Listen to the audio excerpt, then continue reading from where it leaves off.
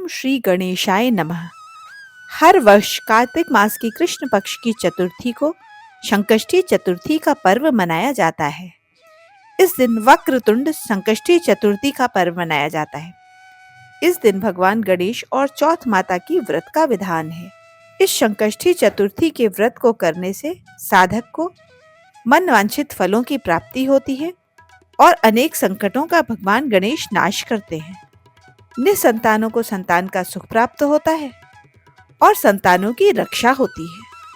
और सबसे विशेष बात, पति को दीर्घायु प्रदान करने वाला करवा चौथ का व्रत भी इसी दिन रखा जाता है।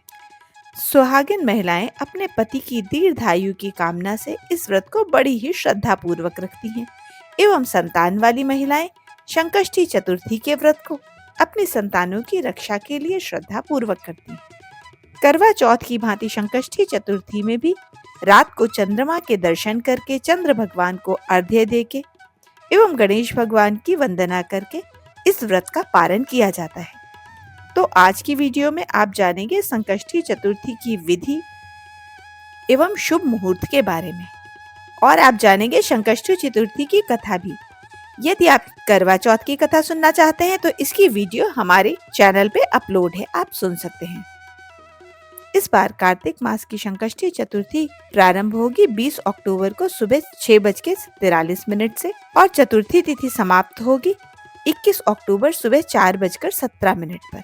क्योंकि रविवार को सुबह से लेकर रात तक सूर्योदय कालीन चतुर्थी तिथि व्याप्त रहेगी, इसलिए 20 अक्टूबर रविवार के दिन ही संकष्टी चतुर्थी का व्रत किया जाएगा और इस चतुर्थी को कर्क चतुर्थी के नाम से भी जानते हैं। करवा चौथ का व्रत भी 20 अक्टूबर रविवार को ही रखा जाएगा। इस बार चतुर्थी तिथि का व्रत अत्यंत शुभ संयोग में रखा जाएगा। इस दिन पूजा का शुभ मुहूर्त रहेगा, जिसमें सिद्ध योग सर्वार्थ सिद्ध योग होगा शाम 5:41 से, यानी सुबह 5:09 से शाम को 7:02 तक शुभ मुहूर्त रहेगा। सुबह की पूजा का मुहूर्त 5:09 से 6:25 तक और शाम की पूजा का मुहूर्त 5:46 से एवं शाम की पूजा का शुभ मुहूर्त 5:46 से 7:02 तक रहेगा। चंद्रोदय का समय इस वर्ष 8:15 पे है। 20 अक्टूबर को सूर्योदय सुबह 6:30 से और सूर्यास्त शाम को 5:53 पर होगा। ब्रह्म मुहूर्त सुबह 4:53 से 5:41 तक रहेगा और अभिजीत मुहूर्त सुबह 11:48 से 12:34 तक रहेगा। अमृत काल सुबह 3:52 से 5:21 तक रहेगा। राहु काल शाम को 4:30 से शाम को 6 बजे तक रहेगा। संकष्टी चतुर्थी के व्रत में भगवान गणेश को शकरकंद, तिल, गुड़, आंवला इत्यादि का भोग लगाया जाता है और इन्हीं से व्रत का पारण भी करना चाहिए। संकष्टी चतुर्थी के व्रत में सिंघाड़ा, शकरकंद, मूंगफली, साबूदाना, दूध या दही, फल, मिष्ठान, कुट्टू आटा और मौसमी फलों का सेवन किया जा सकता है। जहाँ तक संभव हो इस व्रत में नमक का प्रयोग नहीं करना चाहिए। यदि नमक बहुत आवश्यक हो तो मात्र सेंधा नमक का ही प्रयोग करें। भगवान गणेश की आराधना से जुड़ी हर कथा हमें धैर्य, समर्पण, आस्था एवं प्रेम सिखाती है और इस व्रत की कथा न केवल हमें धार्मिक संदेश देती है, बल्कि इसमें छिपा हुआ आध्यात्मिक रहस्य हमें धैर्य, प्रेम और इसमें छिपा हुआ आध्यात्मिक संदेश हमें जीवन के संघर्षों का सामना करने की प्रेरणा देता है।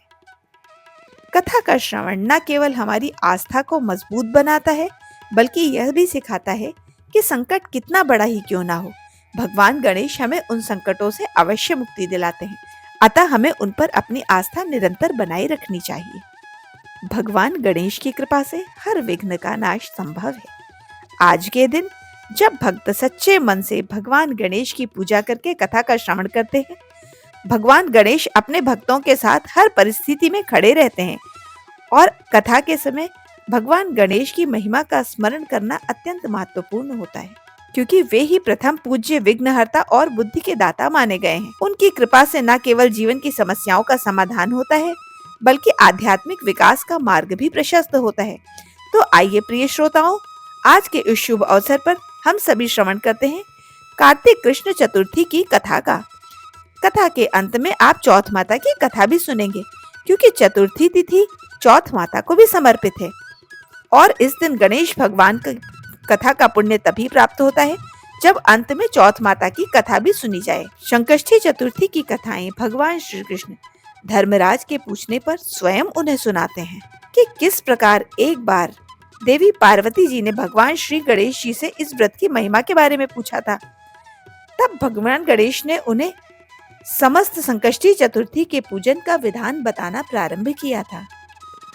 ऐसे ही एक बार कार्तिक कृष्ण चतुर्थी होने पर देवी पार्वती जी ने कहा, हे भाग्यशाली लंबोदर, भाषाकर्ताओं में श्रेष्ठ कार्तिक कृष्ण चतुर्थी को किस नाम वाले गणेश जी की पूजा एवं किस विधान से पूजा की जानी चाहिए।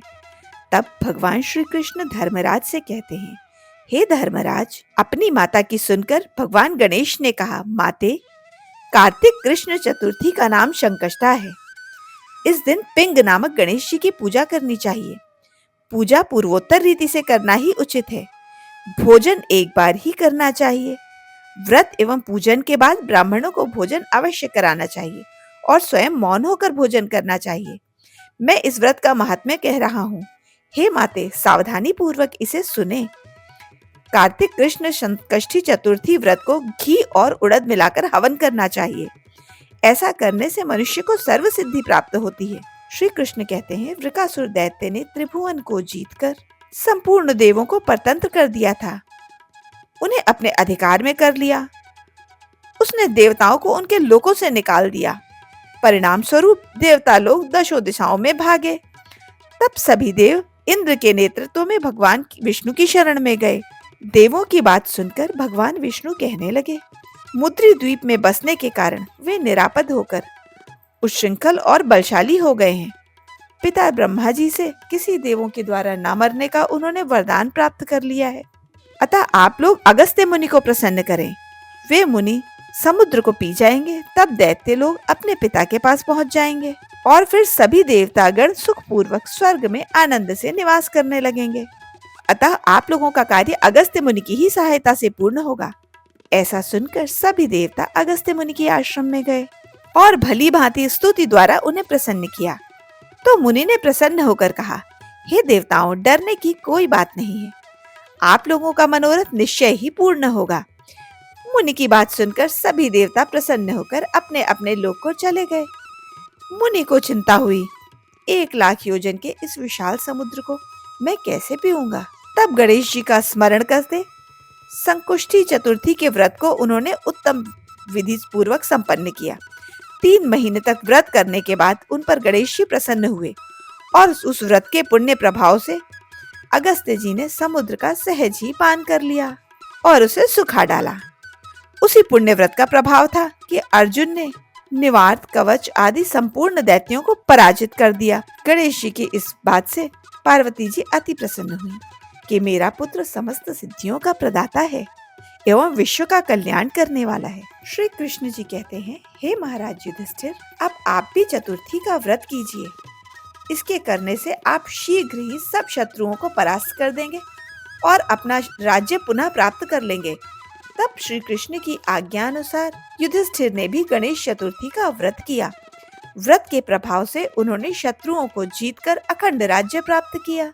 केवल कथा श्रवण करने से ही हजारों अश्वमेध एवं सैकड़ों वाजपेयी यज्ञ का पुण्य प्राप्त होता है। साथ ही पुत्र पौत्र आदि की लंबी आयु की प्राप्ति होती है। चतुर्थी तिथि सोने, चांदी, पीतल, तांबे अथवा मिट्टी आदि से निर्मित गणेश भगवान की मूर्ति स्थापित करनी चाहिए। इसमें गणेश जी को स्नान करते हैं, जनेऊ पहनाते हैं, अबीर, गुलाल, चंदन, इत्र, जनेऊ आदि से गणेश भगवान का पूजन करते हैं, वस्त्र अर्पित करते हैं, अक्षत चढ़ाते हैं, फूलों से श्रृंगार करते हैं और ओम श्री गणेशाय नमः का जाप कर गणेश जी को दूर्वा चढ़ानी चाहिए। भगवान गणेश को लड्डू का भोग लगाना चाहिए। कपूर, घृत आदि से भगवान की आरती करनी चाहिए और इसके बाद कथा समाप्त करके भगवान गणेश की आरती करनी चाहिए और अंत में प्रसाद का चढ़ाकर प्रसाद को अन्य भक्तों में बांटें। यदि संभव हो तो इस दिन ब्राह्मणों को भोजन कराएं और उन्हें यथासंभव दान दें। दिन भर उपवास रखें और शाम को चंद्रोदय होने पर चंद्र देवता की आराधना करके व्रत का पारण करें। इस प्रकार संकष्टी चतुर्थी का व्रत धारण किया जाता है। भगवान गणेश जी की इस कथा को सुनने का पुण्य तभी प्राप्त होता है जब चौथ माता की कथा भी सुनी जाए। इसलिए प्रिय श्रोताओं, अब सुनिए चौथ माता की कथा। प्राचीन कथा के अनुसार एक बार एक सेठ सेठानी थे। उनके एक बेटा और बहू भी थे। बहू सबको भोजन कराकर फिर स्वयं भोजन करती थी। उनकी एक पड़ोसन ऐसी ही थी जो बहू से रोज पूछती, बहू आज क्या बनाया है? बहू कहती, ठंडो बासी। एक दिन बहू के पति ने ऐसा सुनकर विचार किया कि आज तो पकवान बनाए जाने चाहिए। तब देखो मेरी पत्नी क्या कहती है। उसने तरह तरह के पकवान बनाए एवं बनवाए एवं घर के सभी लोगों ने एक साथ बैठकर पूजन एवं भोजन किया। आज भी पड़ोसन ने पूछा, बहू भोजन में क्या बनाया है? तो बहू ने आज भी वही कहा, ठंडो बासी। सेठ के लड़के ने सोचा, कोई तो बात जरूर है जिस कारण मेरी पत्नी रोज ठंडो बासी कहती है। उसने पत्नी से पूछा, तुम रोज ठंडो बासी खाया ऐसा क्यों कहती हो, जबकि हम सब ने बैठकर कितने अच्छे अच्छे पकवान खाए थे? तो उसकी पत्नी ने कहा, जो हम सब खा रहे हैं वह तो हमारे बाप दादाओं की कमाई है। जिस दिन आप कमा कर लाएंगे उस दिन मैं समझूंगी कि हमने ताजा भोजन किया। सेठ के लड़के ने इस पर बहुत विचार किया और अपनी माँ से बोला, माँ मैं एक बड़े शहर में पैसे कमाने जाऊंगा। माँ बोली, बेटा हमारे पास तो इतना धन है कि 7 पीढ़ियां बैठकर खा सकती हैं, फिर तुम्हें दूर जाने की क्या जरूरत? माँ के मना करने पर भी बेटे ने खुद कमाने का निश्चय किया और जाते समय अपनी पत्नी से बोला, मैं जब तक कमाकर बहुत सा धन लेकर वापस ना लौटूं, तुम चूल्हे की आग मत बुझने देना। फिर एक दिन चूल्हे की आग बुझ गई तो पत्नी घबराने लगी कि कहीं मेरे पति पर कोई संकट तो नहीं आ गया है। जल्दी से पड़ोसन से आग लाकर चूल्हे में रख दूं, ऐसा सोचकर पड़ोस में गई। वहां पड़ोसन चौथ माता का व्रत पूजन कर रही थी। पड़ोसन ने कहा, थोड़ी देर में आकर ले जाना। बहू ने पूछा, आप ये व्रत क्यों करते हो, इससे क्या मिलता है?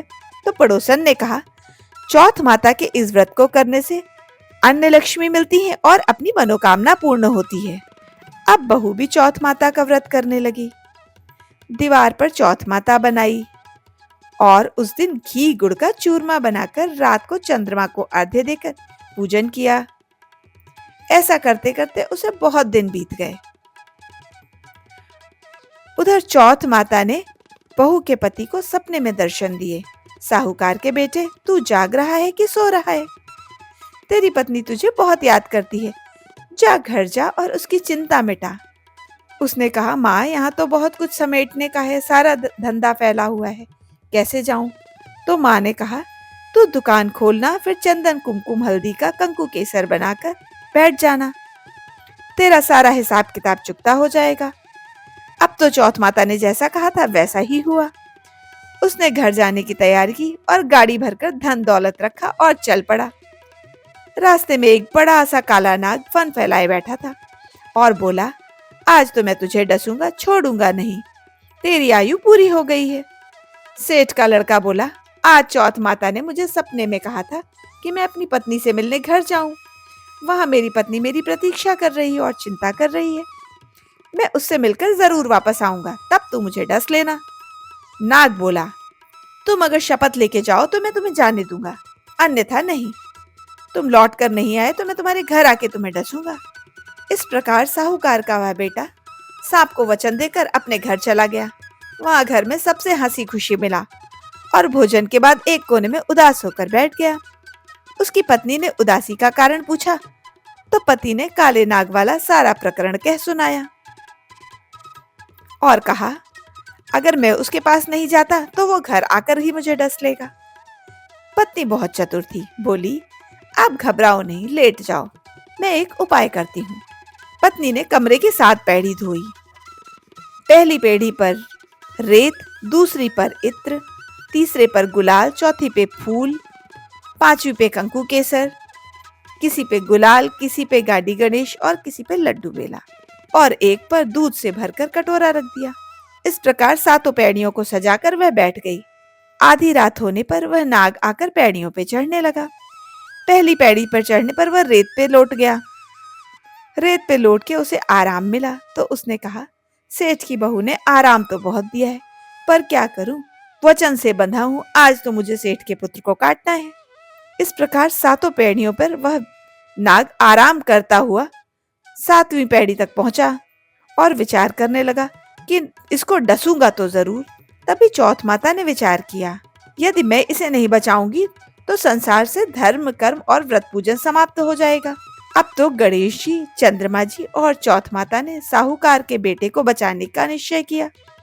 चंद्रमा जी ने उजाला कर दिया, चौथ माता ढाल बन गई और गणेश जी ने तलवार लेकर नाग को मार दिया और ढक दिया। बहू भी थकी हारी सो गई। दिन हुआ तो बहुत से लोग बहू से मिलने आए, परंतु बहू बेटे तो उठे ही नहीं थे। बहुत देर बाद उनकी माँ उन्हें उठाने गई। माँ ने सातों पैड़ियों पर जो देखा तो वह घबरा गई और जोर से बेटे बहू को आवाज लगाई। बेटा बहू उठे तो देखा एक ढाल तलवार वहां पड़ी है। ढाल उठाई तो उसके नीचे वही काला नाग वहां मरा पड़ा था। बेटा बहू ने सोचा, आज तो धर्म कर्म ही आड़े आ गए। तभी भगवान श्री गणेश और चौथ माता ने हमारी रक्षा करी है। हे चौथ माता, जैसे आपने सेठ के बेटे की रक्षा की, जैसे सेठ की बहू की रक्षा की, वैसे सबकी रक्षा करना। प्रेम से बोलो चौथ माता की जय। इस कथा को करने के बाद श्री गणेश चालीसा का पाठ करना चाहिए और गणेश जी की आरती अवश्य करनी चाहिए और चौथ माता की भी आरती करनी चाहिए। जय गणेश सद्गुण सदन, कविवर बदन कृपाल, विघ्न हरण मंगल करण, जय जय गिरिजा लाल। आशा है ये कथा आपको पसंद आई होगी। इस कथा को सुनने के बाद कृपया मेरे चैनल को सब्सक्राइब करें और वीडियो पसंद आने पर लाइक करें। धन्यवाद।